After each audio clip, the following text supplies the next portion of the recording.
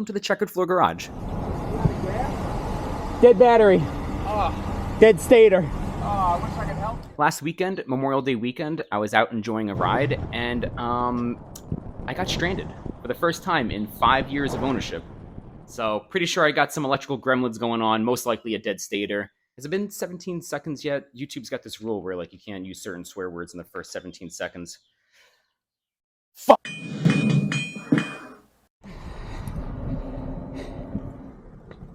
Let's try one more time.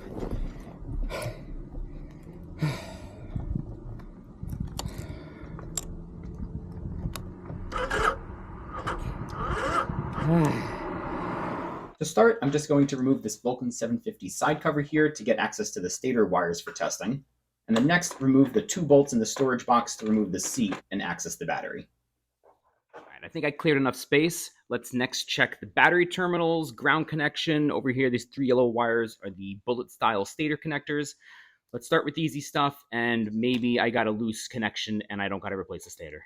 All right, so the terminals look pretty good, positive, negative. I'm still going to unplug them, take a look. I've got 10 mil bolts on my battery. The black negative wire is clean and there's no corrosion or oxidation. And then the terminal's also clean and tight. Positive wires looking good. Battery age is 2019, looking really good for 2019. 6 years old on this battery, on this AGM battery. Next, check the ground connection for the battery right here. Check that it's secure. Good clean connection, no rust or gunk getting in the way. Mine looks to be good, albeit a little bit of a surface rust there. All of the main contacts with the battery are good, positive, negative, and the ground. So next I'm just going to check the voltage of the battery. Set the multimeter to measure DC voltage. Here, positive, negative, and we got good battery, 13.06. Anything above 12.6, 12.7 is what you're looking for. That's a fully charged battery.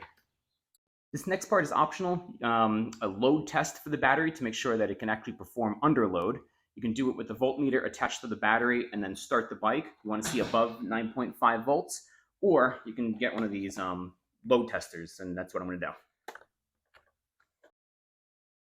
The Vulcan 750 uses a 12-volt battery, so read from here 12 volts, and right now with the battery connected, bike is off.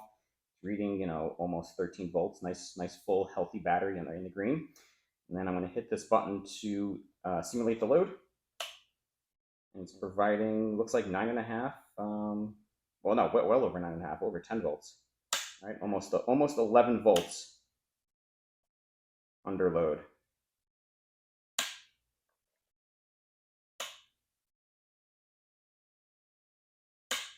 All right, so it's good battery. All right, so that wraps up the static voltage test with the battery.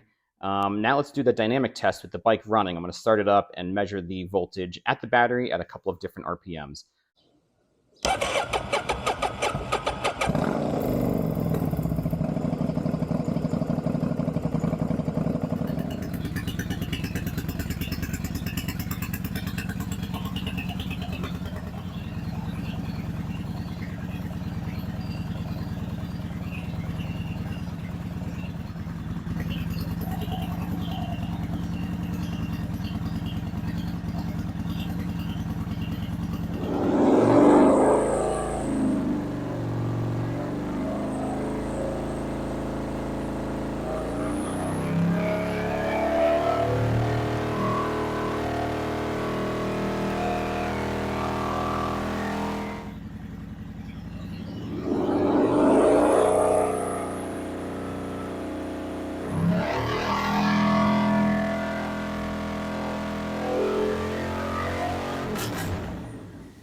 The results are in, and it's not looking good for me.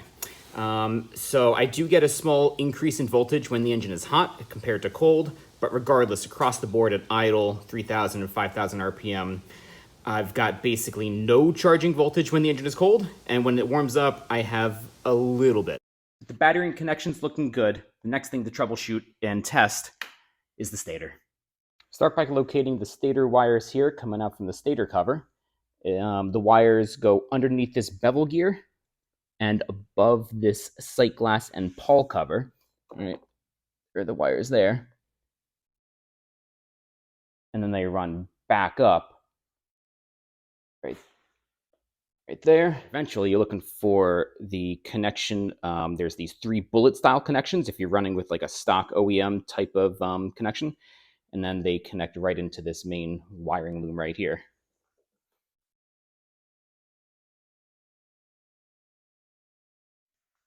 Here are 3 stator wires.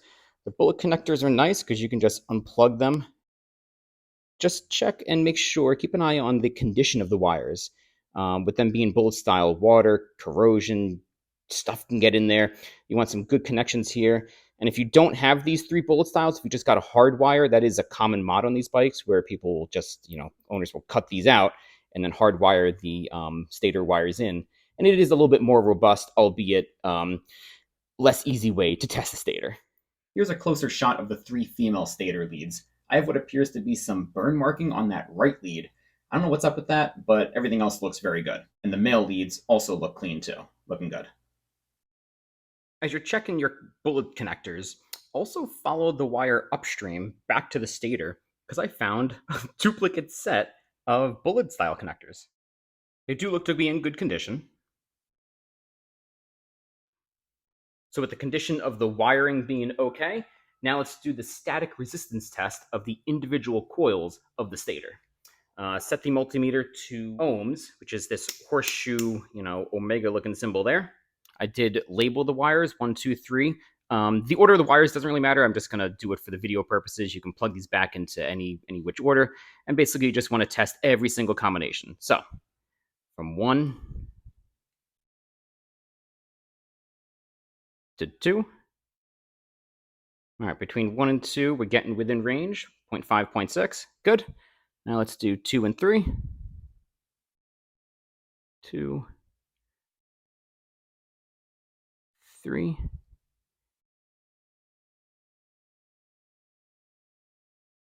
2 and 3 is 0.6. Okay, pretty good.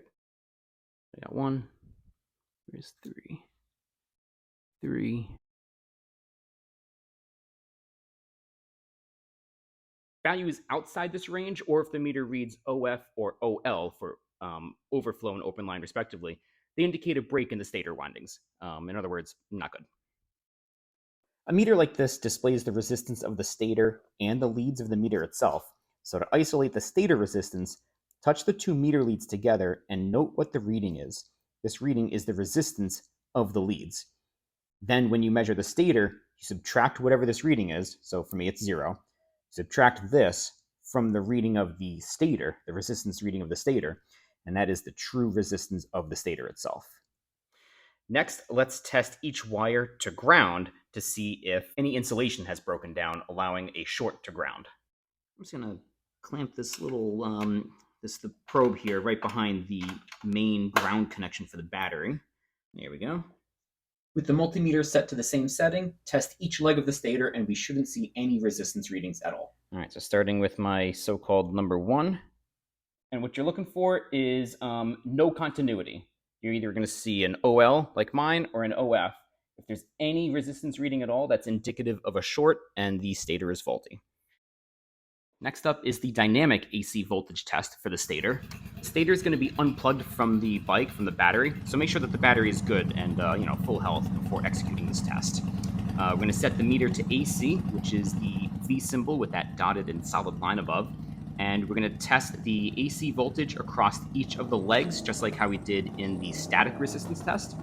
Across each leg, they should all have similar readings at idle between 15 and 25 volts, ideally.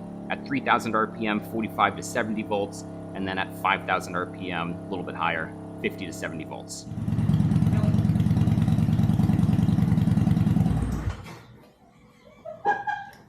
The results are in, and it's not looking good for my stator. So I tested across 2 temperatures, as the engine was still warming up, and at full operating temperature. And regardless, across idle, 3,000 RPM, 5,000 RPM, I'm seeing wildly low voltages. So I'm going to be replacing the stator on my motorcycle this year, sooner rather than later. I'll probably go with a Rick's Motorsport electric stator, model number 21-203. I've heard good things about it over at vn750.com. And I think I'll also pair it with a new series type regulator rectifier. There are these 2 models, SH775 and SH847 over at roadstercycle.com. From what I've read and understand, these series type regulators actually reduce the temperature of the stator and can lengthen its service life. And lastly, there is one more test that I'm not going to do. I'm not going to show in this video right here, but you can test your regulator rectifier. So on the Climber Service Manual, page 294, what you can do is test the continuity between each of the terminals of the regulator rectifier.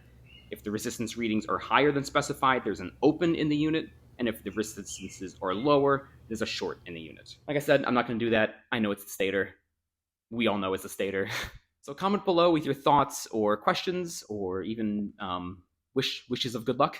And to wrap up the story from the beginning of the video, when I got stranded last weekend, I actually bump started the motorcycle. I haven't bump started anything like since I was a kid, dirt bikes and ATVs. Basically, I was able to push it up a hill, get enough speed on the motorcycle. I hopped on, released it in first gear, and she started right back up, and I rode the rest of the way home. It was a couple minutes.